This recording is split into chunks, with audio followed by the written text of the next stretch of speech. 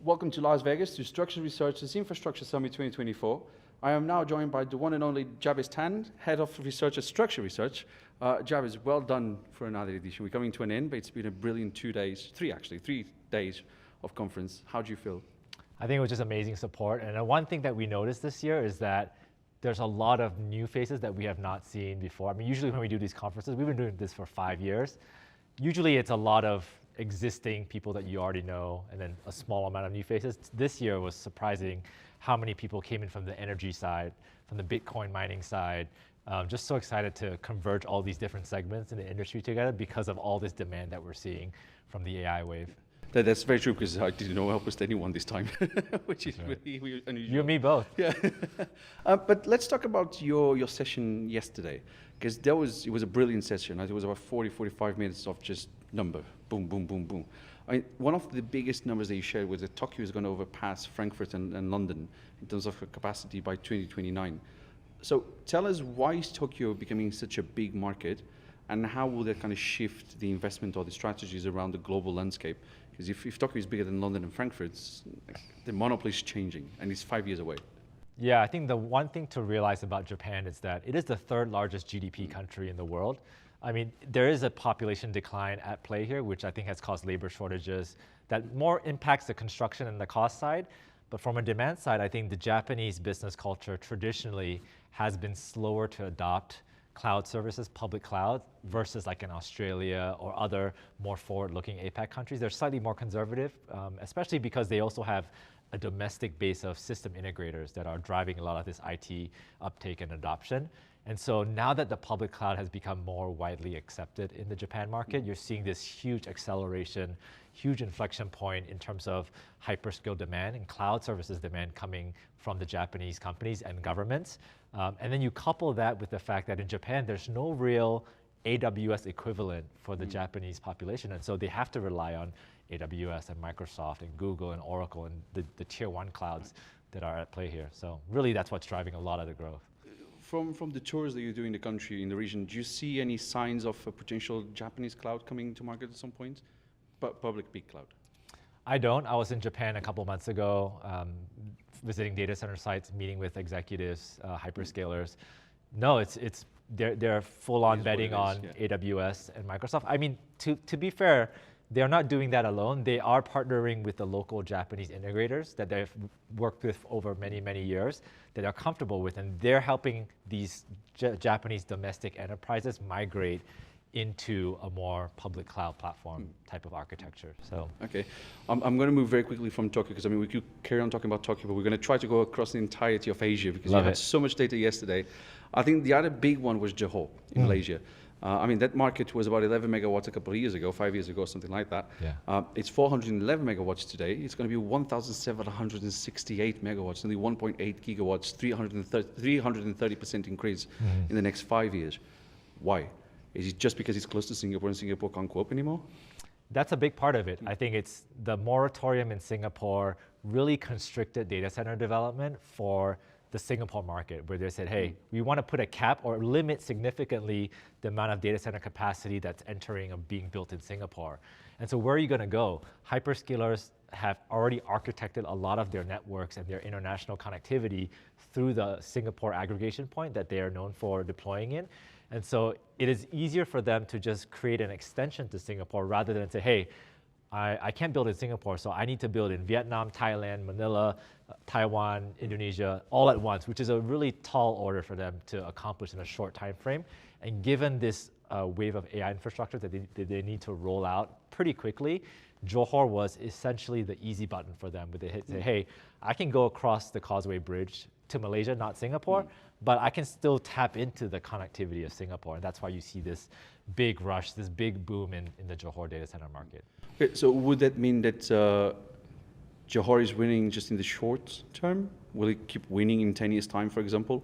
Because the numbers we're talking about is up to 2029. So what will happen in 2035, for example? Do you see Johor kind of just stabilizing at some point, and then you have other markets like Jakarta, I don't even know, like other markets in the Philippines going over Johor? Or is it too early to tell? When I travel to Asia, people are comparing Johor to the Ashburn of Okay, the so US. it's So people are pre-established. thinking that Johor has the potential to either match or eclipse the size of Northern Virginia when it comes to data center capacity. And so, you've seen my numbers for Ashburn, our Saw a numbers. lot of numbers. It's a massive market. And I think the fact that Johor is already being compared to Ashburn is sort of an indicator for how much demand will ultimately flow there over time.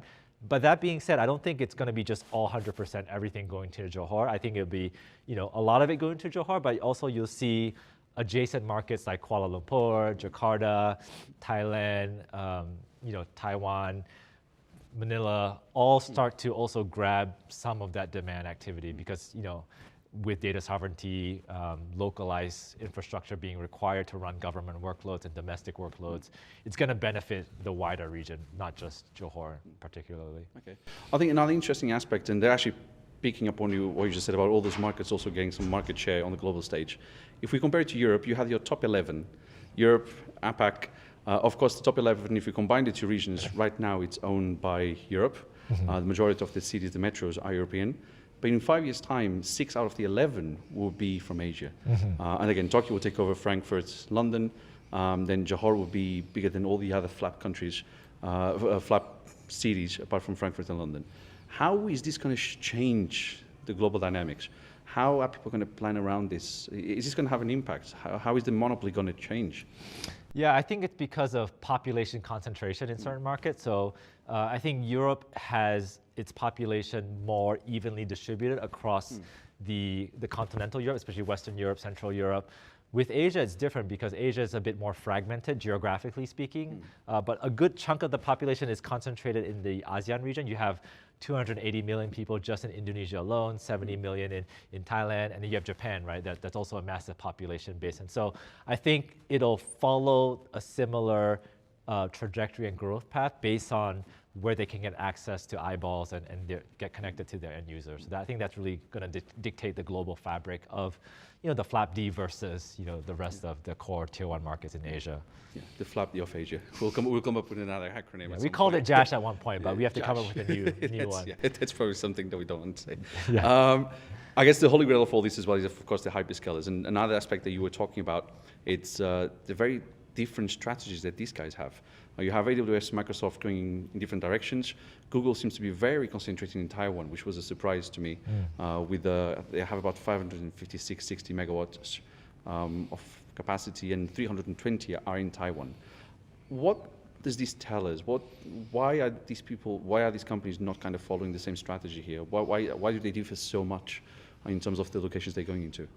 Yeah, I think the simplest way that I can distill this into is that AWS and Microsoft are similar because they're leading with cloud. They're leading with Azure, they're leading with AWS in terms of what they're catering for their data center capacity.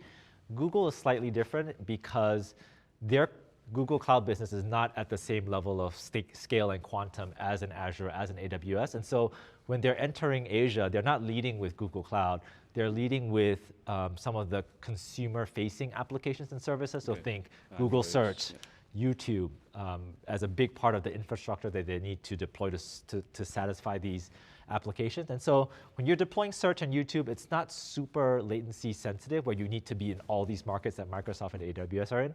And so Google centralizing in Taiwan, and if you look at Taiwan, it's sort of right in the middle of Asia. It sits between Northeast Asia and Southeast Asia. And so Taiwan has been geographically an ideal location for Google to sell build-in and also to have access to a wider range of APAC markets from a single location. Okay. Well, I mean, the American hyperscalers are building like mad in Asia. Meta, surprisingly, doesn't have that much of a bigger footprint there, but I guess to store your cat pictures on Facebook, you don't need that much. What about the Chinese hyperscalers? Because of course there's still this, there's still not a conflict, but there's still some situations with China, and especially Southeast Asia where the money ricochets down and all that. So what is the gameplay between American and Chinese hyperscalers on the continent? In Asia-Pacific region. Asia-Pacific. Yeah, I think the Chinese hyperscalers, because of all the restrictions that they have in China with regards to their business, I mean, there was a big clampdown on big tech in China because of government policies, and that's caused them to really start to think about their international expansion. And so you see them being very active in markets like Hong Kong, in Johor. The initial wave of demand for Johor actually came from Chinese hyperscalers. US hyperscalers were a little bit late, right, into the Johor demand curve. More because they struggle to get into the market because of regulations, culture, language. I think the US players were slightly more conservative in terms of evaluating the market, doing their due diligence, and really the Chinese hyperscalers were slightly more aggressive given that they couldn't really do a lot of AI training in mainland China, and so they looked to Johor as a international hub for them to do a lot of GPU AI training clusters. And so that's why I think, because the US hyperscalers have the US where they can situate a lot of their self-builds and their AI clusters, the Chinese had to approach it slightly differently. Okay, going from one big country to another big country, India. It's over 1 gigawatt of plans operational in the pipeline capacity by 2029. I'm not going to ask why, because we know why. It's more than 1 billion people. There's millions of companies being created. They're going to be created in the next 5 years. But why is India maybe not developing as fast as we would expect? Because, if we compare the capacity that Europe has with 600 million people, India has a double. 1 gigawatt sounds a lot, but 1 gigawatt is not actually that much. What's your views? What are the challenges with India still? Yeah, I think that's a fair point. And I think to explain that disparity, you have to look at, I think to that point, the 1 gigawatt number from Mumbai is probably too conservative number. I could see it easily eclipsing that number. But another reason is because India is a very big country. And so you don't just have Mumbai. You have Mumbai, you have Chennai, you have Bangalore, Hyderabad, you have Delhi. And so if you add up all of India together, it will probably be massive, greater than Frankfurt and maybe London combined. But because I showed just one market, which is Mumbai, that's probably only a very small slice of what the potential is for the greater market of India. But do you foresee any challenges? Because we know that, of course, there isn't that much power available yet because the grids haven't been built. The infrastructure is not there. How do you see that evolving nationwide, not just Mumbai, nationwide? How do you see that evolving in the next 5 years? I think the Indian government is smart, so they will eventually figure out how to generate and create transmission capacity for power to cater for these large-scale AI builds. I think India definitely does not want to be left behind in the AI race, and definitely there are very smart people there that are working really hard to enable better quality infrastructure to attract hyperscalers to deploy big amounts of capacity there. So I don't expect that to be a huge issue moving forward. I think those are probably near-term issues, near-term challenges that will eventually get solved. Okay, and of course we couldn't go around Asia without talking about Indonesia and Jakarta specifically, because we will do the event then. You're coming to actually talk about Japan in Jakarta and the Tokyo and Osaka market. Yeah. But Jakarta itself, it was really booming 24 months ago, even 12 months ago, but then it seems to have stalled a little bit. In your projections, it's about 200 megawatts today, 211 megawatts. It's only going to be 600 something megawatts by the end of this decade. Why is maybe Jakarta not advancing as fast as we expected? Why is the Johor X factor not happening in Jakarta? Yeah, it's a good point. And I think if you ask someone 6 years ago, which is the next big market in Asia, a lot of people would have said Jakarta. And to your point, because of the population size of Indonesia, which is roughly the same as the US market. And I think why maybe Jakarta didn't pan out the way most people thought is they underestimated the connectivity angle, which is why I think Johor has come up in front of that, is because they are very proximate to Singapore, whereas Jakarta is close, but not as close as Johor, where it's just a stone's throw away from a latency standpoint. Eventually, I think a market like Jakarta will catch up and we'll eventually see an inflection point, but the timing may not be what people have expected. I mean, the hyperscalers also have put a wrinkle in the colo demand. I mean, AWS has self-built some of their availability zones, so that usually has a supply-demand dynamic when it comes to the leasing activity from co-location providers. Right. The fact that you said it will eventually catch up makes me feel better, so thank you. Yeah, it will. And Jabez, back to the conference. What's been a highlight for you? And it can be agenda, can be experience, can be something. What's been the highlight for 2024 for you? I think it's just wrapping our heads around a lot of new things that are coming into our industry. Like, I never thought that I would be tracking GPU market share numbers. I never thought that I would be looking a lot more into power and energy, and just thinking about how all of those impact the data center landscape and the data center ecosystem, and then looking at how the GPU clouds are going to impact that demand profile as well. And so the industry is becoming a lot more exciting, a lot more diverse, which is why a lot of new faces are showing up at events like ours. And we're excited. We're excited to continue the conversation. And I think a lot of people are forging new partnerships, new alliances to tackle this big scale issue, which is catering for this wave of AI demand. Okay, last question. So this is the 2024 Infrastructure Summit.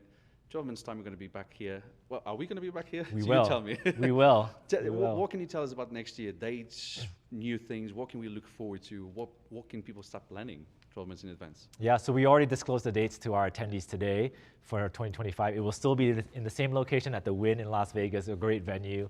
We've already locked down October 15 and 16 of 2025, which is a Wednesday, Thursday, similar to this, and we're going to be, coming bigger. This event's going to be bigger. We're going to build on a lot of the momentum that we're seeing today in Vegas. And I'm just super excited for how all the new topics that I will start to tackle for the next iteration of our event. So super exciting times. Yeah, I can't wait, and hopefully I'll be able to visit this sphere finally next year. I know, it's a beautiful venue. So. Yeah. Jabez Tan, Head of Research for Structural Research, thanks so much for talking to me, and I look forward to coming back next year and hearing more about the numbers from Asia to US and to all the other continents. Yeah, and if you want to connect with us, I'll be attending the Tech Capitals event in Jakarta, so we'd love to partner with Zhao and to see all of you there. Absolutely.